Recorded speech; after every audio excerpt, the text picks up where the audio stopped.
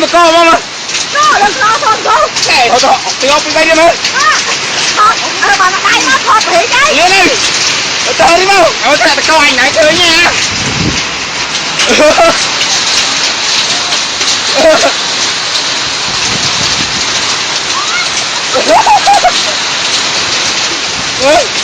ô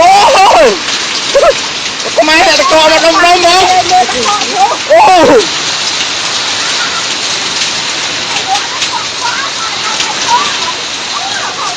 ôi chưa một triệu mà lẹ vào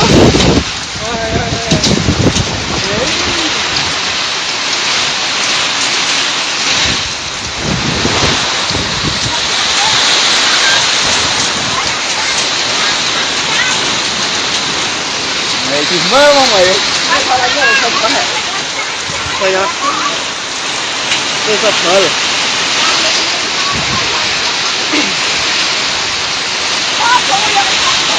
sẽ tao một tiếp đang để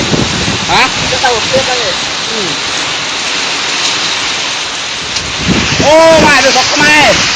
nơi cái beng mà sát đây hôm liêng cái lẹ prơ lẹ co mà mình phải lên mà